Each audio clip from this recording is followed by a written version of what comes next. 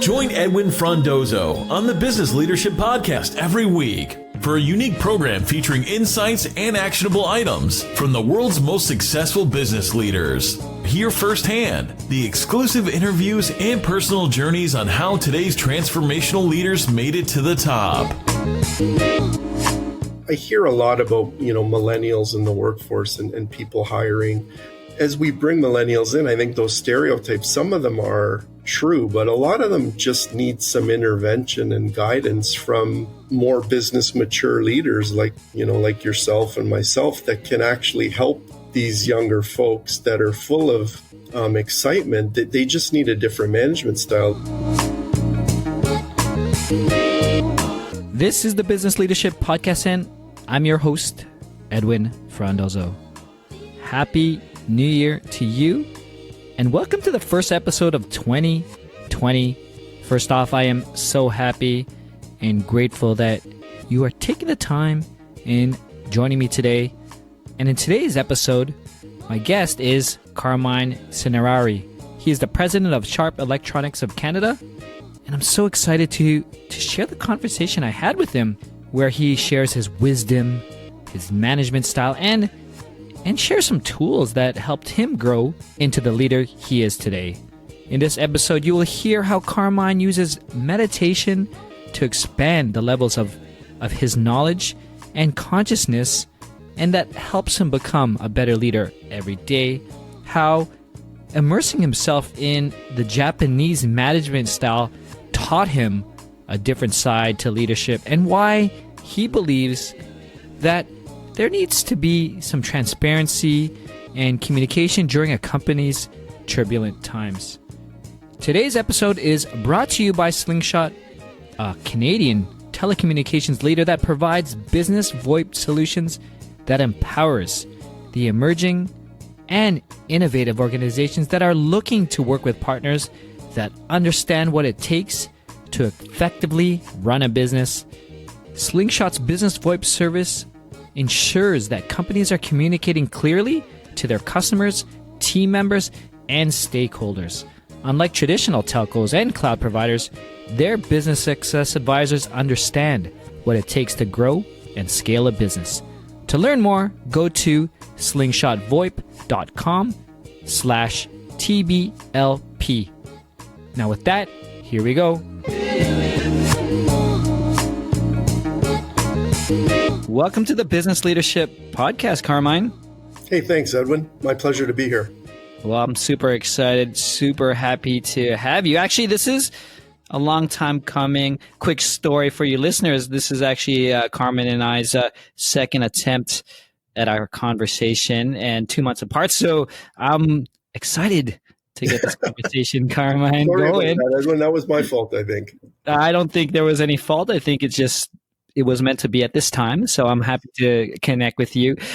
Carmine, maybe if you could just introduce yourself to us. Can you tell us, who is Carmine? Okay, loaded question. So I'm Carmine Cinerari, and I'm the president of Sharp Electronics here in Canada. Right now, we're marketing basically a full range of business technology products like multifunction printers and displays. And we also still have a range of consumer products, including, believe it or not, calculators and air purifiers and cooking appliances.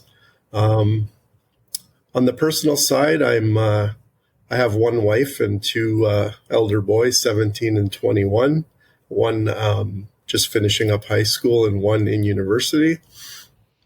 And I find, where I am right now at my age and my tenure in my career, one of my biggest hobbies, I consider it a hobby, believe it or not, is just to keep learning and seeking opportunities to learn new things and connect with people that can perhaps teach me new things. Especially in the last few years, just a really renewed interest in reading and staying current on technology and social trends. I've been fortunate in my career to have a lot of travel. I've been to Japan about 50 times, believe it or not. Wow. I've traveled extensively with my family too. So I do, as much as business travel has its downsides, I find now in the being a bit older and being a bit more mature, I can handle that a lot better. I'm far better organized, and with technology, it's easy to stay connected and not get overwhelmed by being out of the office. No, that's great. Well, thank you for sharing, Carmine. And it's a trait I hear a lot on this show about the willingness to learn, the curiosity to learn. What are some of the, on the personal side, what are some of the new things that you're learning that you're really pumped about on the person, I guess, on the side? Something I'm really pumped about, but I'm not getting much airplay with my friends and relatives, is I was exposed to meditation actually through, so someone that I worked with here was a pretty, a Buddhist, and she gave me a lot of reading material on Buddhism, which was quite interesting, and a lot of it around mindfulness. So now I find I have a real interest, a non-business interest, in just the ability for your mind to sort of expand the levels of your knowledge and your consciousness, shall we say. Right. So actually, one of the craziest ideas I've had in a while is maybe to entertain a retreat, a silent retreat where you actually try and connect with yourself in a different way without the stimulation of technology or books or even exercise, for that matter. Oh, wow. I mean, that's great. And I have myself a meditation routine and exercise, and it's super fascinating. And I'm happy that you're discovering that. Have you noticed the change, not only personally, but also professionally with this practice? Absolutely. One of the big things, and I think I go on and on about this to my team a lot, is just how distracted we are as people right now. Mm-hmm. And that just introduces a whole new level of challenge in managing people and managing a company, that we're very easily distracted by shiny objects. And I find, through being more, I guess, more conscious of distraction, mm-hmm. It helps me to, little disciplines like turning your computer off or not bringing it to a meeting and having your phone a distance from you, and really, really trying to engage with people in a deep way, rather than just, filling, sort of being the cliche of uber distracted all the time. It has really helped me. I mean, I can sit down and get my productivity is a lot better just because I can focus on, frankly speaking, sometimes one thing at a time. To be, multitasking can be a bit of a misnomer sometimes. 100%. And honestly, Carmine, I know this is not a meditation. It is a leadership course and program, but I do love mindfulness type practices. So I'm really curious. Edwin, it's funny you say that, because it isn't a leadership. It isn't necessarily a leadership issue, but I think any tools that we can sort of evangelize around making yourself a better leader. I think mindfulness or meditation is a big one, because frankly, the better you are, the more in control you are of yourself. It does a lot for your business stamina and your concentration and your decision making. And it's really hard not to have a good business case to actually get into it.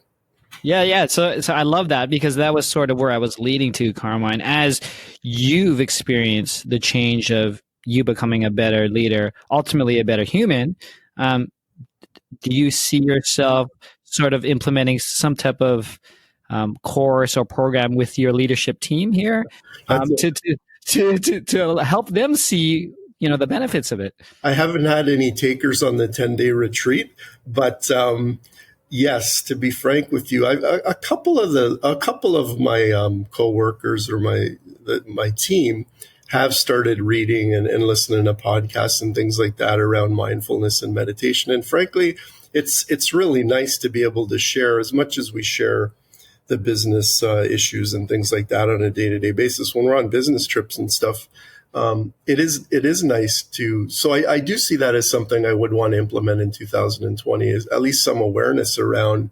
Mm-hmm. Frankly, we have a lot more capability than we give ourselves credit for sometimes, if we would just focus on spending time on the right things. Yeah, no, 100%. And maybe, Carmine, a 10-day silent retreat is a little overboard as an introductory Yes. meditation 101. I'm looking for a shorter one, Edwin. So if you know any, I'd love to hear about them. Oh, 100%. Because actually, I personally have looked into those week 10-day silent retreats, but I have a young family. I have a 3.5-year-old. So taking 10 days off my parenting duties might not fly well, but maybe finding a 2-3 day one would probably be much better. So if I do find one, Carmine, I will pass it to you. Yeah. And we could go hang out and be in silence together. I'd love to join you. Sure. It's a good way to get to know each other. Exactly. So let's just get back into, I guess, your current role here at Sharp Canada. And I'm always interested, as when I talk to this business, like what are you currently focused on? Do you have specific goals over the next 6 to 12 months in your role, or anything you're trying to achieve? I think I don't know. We have a lot of initiatives on the product and technology side still to come. Organizationally, we're organized around 2 business groups. One of them is more of a business products and technology group, or our business solutions group, and then one of them is a consumer group. So there's a lot of different initiatives. On the consumer side, we plan to launch really a wider assortment of cooking appliances, cooking appliances. Sharp has some technology there. We're pretty strong in air purification in that market. And believe it or not, we still sell literally hundreds of thousands of calculators every year for back to school and tax time and seasonally. So that's still a good business for us. On the B2B side, we're pretty razor focused on the multifunction printer market. We've been growing our share. We've been growing our unit quantity and our revenue in that business for the last 3 years. But we also have a lot of products to come. On the display side, we're launching a Windows collaboration display. So in partnership with Microsoft, we're marketing a 70-inch 4K display with a lot of AI sensors to allow it to monitor, things like temperature, humidity, air quality in the room. But for myself, the next 2020, probably one of the themes for 2020 for me in the organization is just challenging ourselves a bit more, to do more with the same resources, and actually perhaps to challenge the relationships with some of our channel partners to get them out of their comfort zone a little bit more. Because Sharp is a global company. It's quite diverse. Back in 2016, we had a significant investment from Foxconn, a Taiwanese EMS. And their scale, their manufacturing scale is, easily 10 times what Sharp ever was. So we have a lot of interesting partnerships in the background that people might not realize are about Sharp. So, I spend a lot of time, frankly, trying to look around corners and make sure that the company's positioned and adaptable to cope with whatever's next. And for myself, again, keeping the organization nimble. I consider myself a bit of a facilitator of disciplined decisions and actions, making sure that we don't, I kind of call it big company disease. We want to make sure we keep the organization logical and flat so that there's no internal barriers to growth or to serving clients or to making good business decisions. So it's really, for me, it's a combo. I'm close to the product development, but not as close as I used to be. I'm more focused on, the organization and keeping the organization healthy. Yeah, I mean, and we'll get back in terms of like how you got away from being closer to the product. But what's interesting to me is, Sharp is a global brand. It's a global organization. And you mentioned, having your resources, and Sharp Canada is a subsidiary, right? Yes. So how do you manage, how do you implement or even localize, the corporate strategy, the global corporate strategy effectively, Carmine? That's been a lot of learning and fun, actually. And for context, I've been with Sharp since 1996, actually. So in April, it'll be 24 years. Wow, And congrats. prior to Sharp, I was at a company that's almost disappeared from the market now, but it might be a brand that you'd remember if you're old enough, is JVC. I know that brand. Yeah, they were pretty famous for a lot of things. I mean, audio and TVs and VCRs. VCRs. Imagine recording things on tape, but that was actually, even when I started at Sharp in 96, my first job was actually product manager for camcorders and VCRs. Back to the question. So I think a lot of it was garnered from me getting a deep understanding and appreciation, frankly, for Japanese culture and Japanese management, and then taking that and localizing it to the market. Again, it came with I think at the time I might not have, but it did have a lot of pain and sacrifice in that I would spend on the high side maybe 7 times a year in Japan, sort of indoctrinating myself into the culture of Japanese management. And along the same lines, I had a lot of great influencers there. I don't know if I'd call them mentors in the true sense, but just gaining a lot of experience in how to succeed in a Japanese company, and then taking that forward into Canada. A lot of times Japanese companies, they assign expats from Japan. So headquarters staff work in the local markets all over the world. In the last few years, that's really been not really the program. So the good news is there is a strong belief, and I would include myself in there, of local managers that have credibility, that they can implement the corporate direction or the corporate culture and adapt it to the local market. But I think the first step for me was obviously understanding and feeling really comfortable with the corporate culture and strategy, and then bringing this back and communicating it to the local employees. And a lot of it isn't, it's not particularly complicated. It's just a matter of communication, collaborating. Japanese management tends to be big on consensus, which can have its downside too. But, going to the site of problems is another good learning from Japanese management. So you tend not to be a behind your desk manager. You tend to go to the source of problems and ask why 5 times as to why things happen. The other thing, I think, over the years, just building the internal respect and trust that allows the parent company Sharp to be able to trust, my decision making and my management style, and hopefully it culminates in good performance for the subsidiary. So it's just been really assimilating myself into the corporate culture, and then.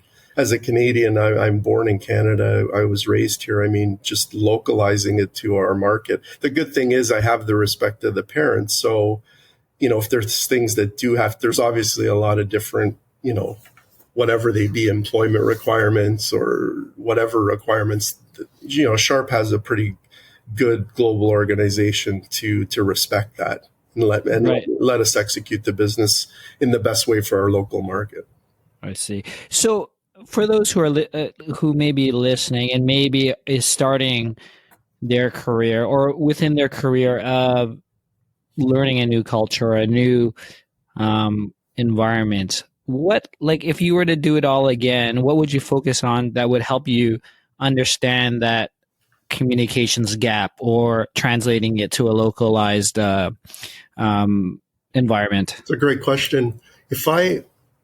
If I think back to when I started at JVC, I can't remember if I was engaged or married at the time, but I remember going home, and I had been raised in a pretty standard middle class family. My dad did work afternoons and nights periodically when I was younger, but later in life he was more of a 9 to 5 or so. We'd always have dinner together as a family. But I remember when I started working in Japanese companies, my first job at JVC, I was sitting beside a Japanese gentleman. And when I say sitting beside, I literally mean like old school Japanese office where we were sitting almost shoulder to shoulder, and had a big sort of dot matrix printer beside me. And I was there a week, and, I'd be leaving at 6 o'clock. And this gentleman would be there after I left, not knowing that he was there till, midnight or whenever he had to be there because of the time zone difference.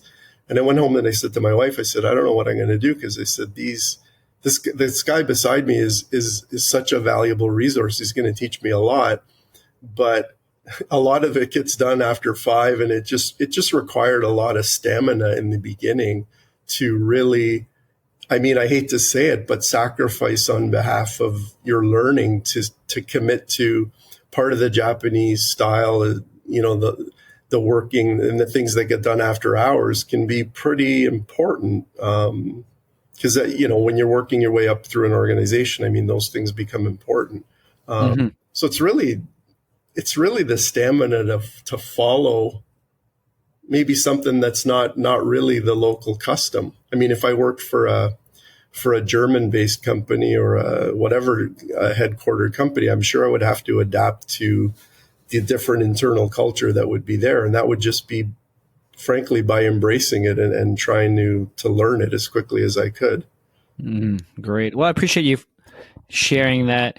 And given your experience in, I guess, travel and embracing different cultures, Carmine, do you see any unique attributes when it comes to the Canada's business environment? Like, basically, that would give any of the Canadian leaders an experience edge. I love giving shout out to Canadian executives, because and it's nothing, not a slight against any other country's executives, but I just find Canadian executives a little bit humbler or lower ego because of the smaller market size. That's one factor. And then the other thing is just the Canadian market itself.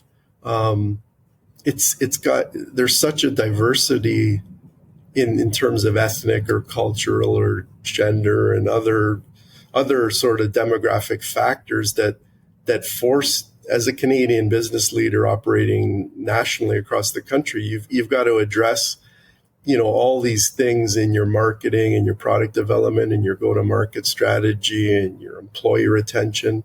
So, Canada has such a high proportion of foreign-born people that, and there's like wide income demographics and everything across the social spectrum that, I don't know, it just looks on the surface like a great place to develop leaders and even to test market products. Because because of our size, the risk you would take on developing or test marketing a new product concept or something in Canada would be relatively low than going big into the United States. And a lot of companies have gone into the United States at their peril, because it is a bit of it's a different market for a lot of reasons. So yeah, I think being Canadian, I found my cultural sensitivity back to the Japanese experience. I've been here a long time, but I don't really make a big distinction between my Japanese coworkers and myself. At my heart, I'm Canadian, but we're able to embrace culture. It's such a neat place. I've lived in Toronto most of my life and all of my life, and it's such a diverse city. If you want to have authentic ethnic cuisine of anything, you can have it, you can find it, you can meet people, it's very different than Japan, obviously, where, almost no immigration into Japan. The marketing strategy tends to be very straightforward. If you understand Japanese culture, you know how to market in Japan. Well, Canada's, we've got language differences, we've got all sorts of cultures and ethnic backgrounds. It's a pretty cool place to do business. And it's a nice challenge for a leader in the market. As business leaders, we enter a new year and a new decade with new goals. But do you have a clear vision of where, and how to grow your business? How will your workforce look like? So as we prepare for the growing gig economy and remote workforce, it is important to understand that you are working with communications partners that will help you get there. Slingshot understands the growing needs of business leaders and works with them to ensure their infrastructure is aligned to their vision and growth plans of the future. To learn more, go to slingshotvoip.com/TBLP.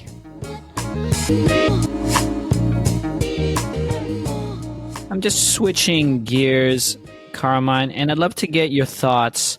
Because when I look at, I guess, Sharp Corporation's last few years, I mean, it went through some difficulties. So I'm wondering how or what advice you can offer to someone who may be leading an organization that's going through some turbulent times. I think my reflection on that, I think, well, you're bringing up bad times, so I'm gonna give you some context on our times. So really, in 2007 in Canada, anyway, and even for Sharp Corp, that would have been probably close to a record year in terms of revenue and profit. And generally in Canada, everything was pretty strong and well with customer relationships and market share and brand image and sales, and that was great. In 2008, fortunately or unfortunately, that was when I was promoted to lead the company, and things got, really interestingly negative. So the Canadian dollar was weakening against the US dollar. We had a global financial crisis with in Japanese we call it Lehman shock in September, and then at the same, so we had Canadian problems, but then globally, Sharp had invested quite heavily in LCD manufacturing, and the corporate balance sheet and the income statement were strained, and there was a lot of competition. So 2008 was like, if I reflect on my career, 2007 would be the highest high, and strangely 2008 might be the lowest low in terms of profit decline and sales decline. So basically, I had to reflect on the fact that maybe what got me this far wasn't going to sustain me through this. So, I had built a style which I still have, which is to be very, transparently celebratory about numbers. So when the company's doing well, it's quite easy. I mean, you're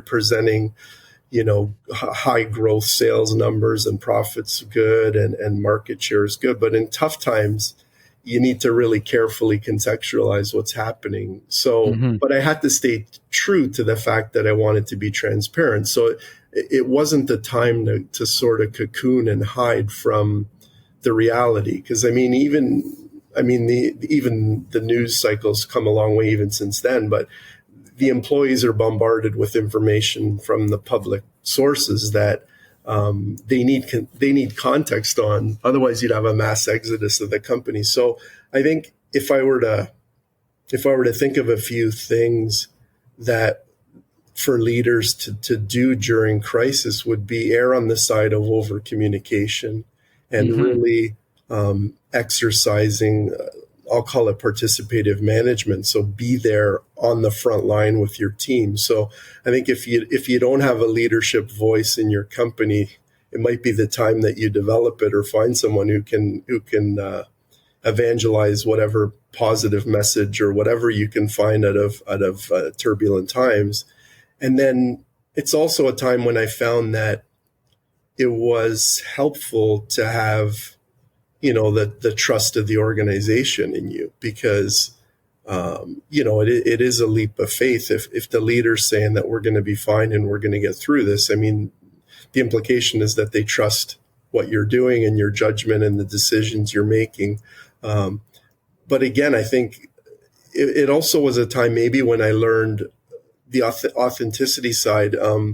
You smile when it's time to smile, but you're inevitably going to go through times when you got to be real. You might have to do things. You might have to restructure. You might have to lay people off. You might have to report losses. So if you're real, you're going to have an emotional response to that. And I found that therapeutic, not only for myself, but even for the people that might have been on the wrong side of receiving negativity through turbulent times. If it's handled properly, it tends not to be as bad as everyone thinks.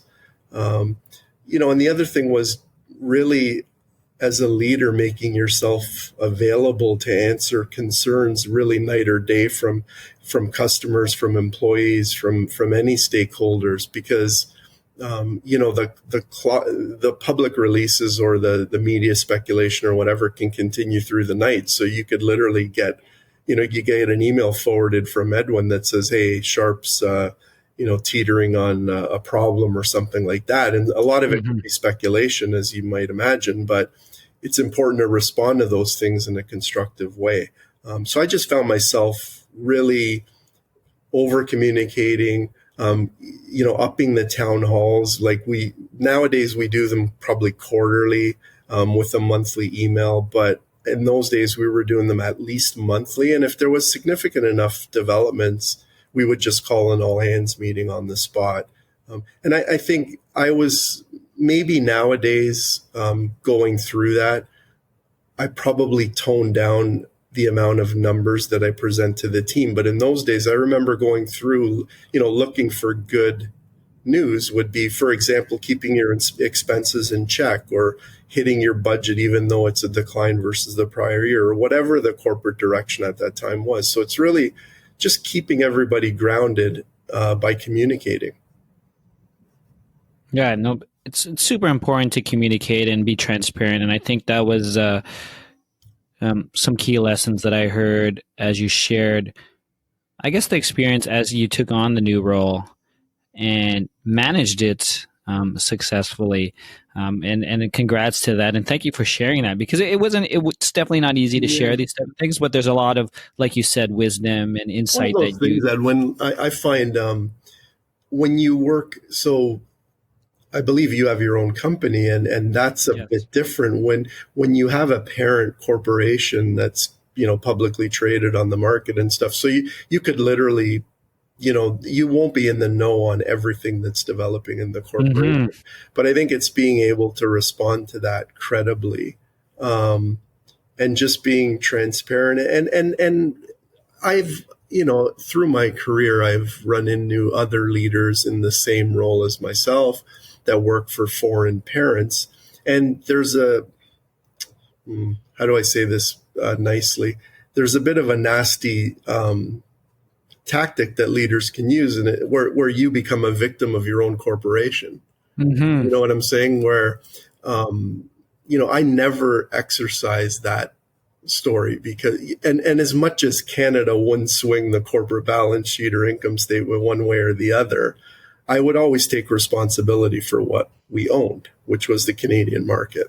So I never exercised the ability to say, I don't know what's happening, or I don't have faith in what's happening. You have to own it.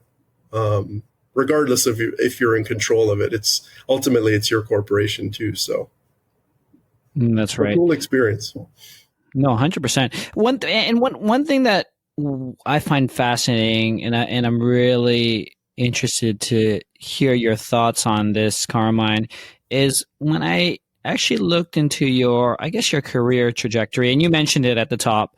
You've been at Sharp Canada for 24 years, very traditional way to grow. I mean, it's very uncommon now. I mean, you see a lot of people, and I'm sure it could be challenges within your own organizations where, rising leaders are leaving. Yeah. So first off, I guess I'd love to get some of if you had any difficult decisions that you had to make throughout this tenure at this point, that you could share, that really, obviously you shared the one when you took over as president. So that was a lot of difficult times and management skills that maybe you haven't exercised, but was there a key time that you could share that helped you grow? Yeah. Beyond just the obvious thing of being promoted somewhat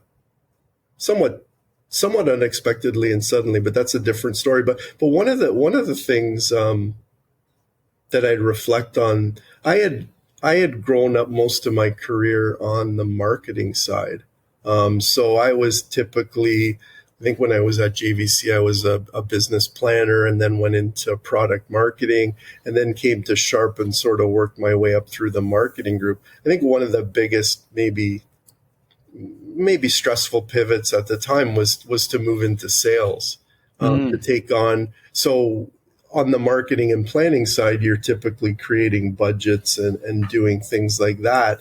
Where when you're in sales, it's more the quota and what you have, you actually have to deliver it. And you don't really, you have to take the tools the company gives you and deliver a number, which is a bit of a different dynamic than the marketing role. So I, when I was in marketing, I was probably the biggest critic of sales. And then when I went into sales, I became the biggest critic of marketing.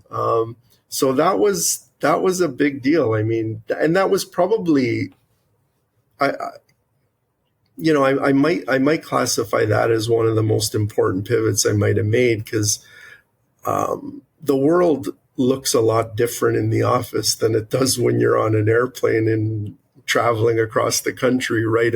So you're actually delivering the corporate message or the corporate strategy or whatever there is to deliver directly to the customers, and that's a different job, and it's it obviously gave me a different respect for sales.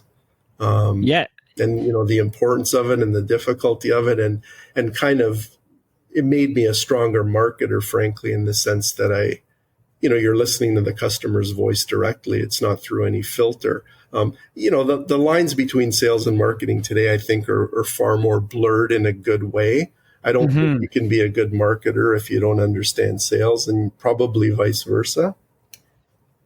But those are special people to find. But I think that would have been one of the, let me think about it. If I considered it a decision at the time, anytime I've been given opportunity in my career, I didn't consider it a decision. I just had to take it. But to move, to take a role in sales, I did understand that. I mean, the number ultimately marketing hands it to you, and then it's yours.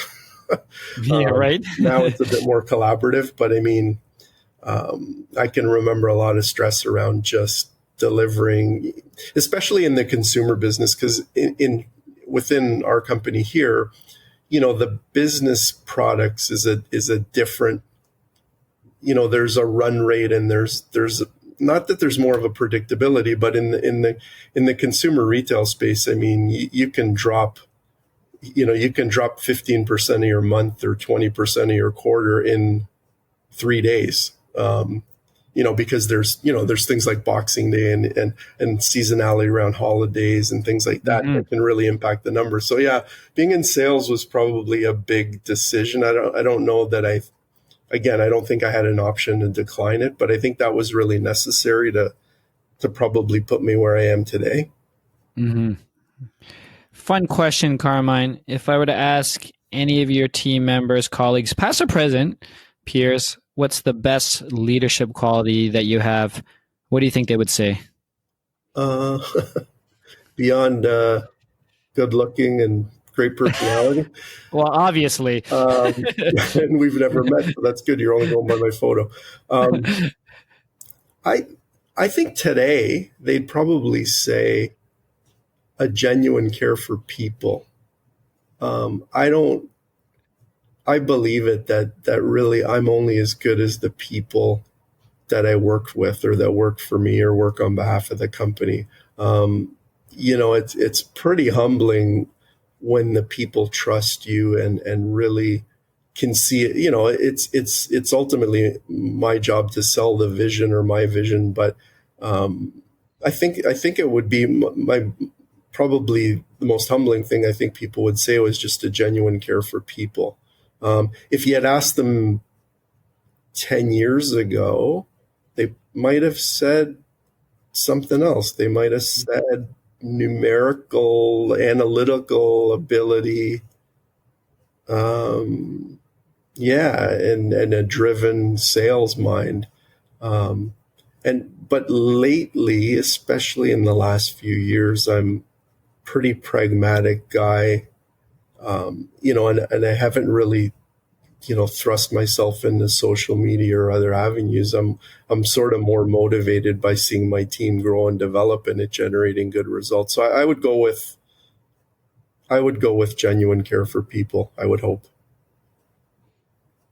Carmine, do you have any final thoughts, observations? Ideally, what I'm trying to find is actionable recommendations that you could share to the growing business leaders who are listening today. Yep. I would say leadership isn't for everyone. So I think there's a bravery that's necessary, a stamina and bravery. You've got to be able to bring some simplicity to complexity, and then determine, how you're going to get through problems or determine the objectives for your company or your business. And then I think the tough part for a lot of people is you got to have a voice. You have to have a leadership voice. I don't think this is a job that gets done electronically or on social media or by email. I mean, that's part of it. Mm-hmm. But I think, if you don't have a voice, then you better find people that can put your vision to a voice, because you need to evangelize the company and your brand and the vision you have for the company. And you need to have a voice to challenge your people to adapt to change or whatever happens in the market. I think another skill that I think is important is that distinction between leading from the front when you're taking your organization through turbulence or unknown territory. And then the other point would be maybe sometimes being brave enough to trust your team and lead from the back, sort of pushing them forward with your support. But again, for me, it's all about the people. I think surrounding yourself with great people, hiring great people. And then, I hear a lot about, millennials in the workforce and people hiring. I mean, our average age has been declining, but it's still probably a little bit high. But as we bring millennials in, I think those stereotypes, some of them are true, but a lot of them just need some intervention and guidance from more business mature leaders like yourself and myself that can actually help these younger folks that are full of excitement. They just need a different management style. They need to know why they're doing things and why the company exists and why change needs to be made. And I think, they may not stay around for the longest time, but I think it would be a shame if an experienced leader didn't intervene and really guide the young talent, even in their personal lives or their reputation management or their business maturity. Because even with my kids, they're older than your kids, my 21-year-old or my 17. I mean, they don't really think anything of what they're doing now activity-wise on social media and stuff, but that kind of stuff just comes with maturity, and they need guidance in that sense. They take a lot of things for granted. Then the other thing that I think, is really important for a leader is just simply living by, if it's not you, then who's going to do things? If you're not going to prompt change, then who do you expect to do it? It's always about someone taking ownership and leadership over something. Yeah, no, amazing. Well, thank you for sharing. Amazing conversation, Carmine. I'm going to ask you if you could tell us where you could find more information about you, but I know you're. I'll tell you where you won't find me on Facebook or Twitter, but that's nothing against them. But if you want more information about Sharp Canada, you can obviously go to sharp.ca. And if you wanted more interest about Sharp as a corporation, sharp-world.com. And then if you do want to reach out to me, which I do accept, you can find me on LinkedIn. And obviously I'm going to share when Carmine and I are in a silent retreat. Yes. Awesome. Carmine, this has been an absolute pleasure. Thank you for taking the time to join us on the Business Leadership Podcast. Thanks a lot, Edwin. Nice talking to you. That's it, biz leaders. Thank you for joining me on the first episode of 2020. This was episode 141 of the Business Leadership Podcast with special guest Carmine Cinerari. If you want to learn more about Carmine, Sharp Electronics, or anything else that we discussed, please go to thebusinessleadership.com/141. Also, please join me on my private Facebook group where I will discuss this episode, answer your questions, and connect you with other like-minded business leaders. Simply search for the Business Leadership Group directly in the Facebook. Thank you again to Slingshot, a Canadian telecommunications leader in business VoIP communications, a company that understands strategic growth, which aligns with your vision and goals of the future. Lastly, if you haven't done so yet, please subscribe, rate, and leave a comment on your favorite podcast provider. Thanks again. Edwin signing off. Thank you for listening to the Business Leadership Podcast at thebusinessleadership.com.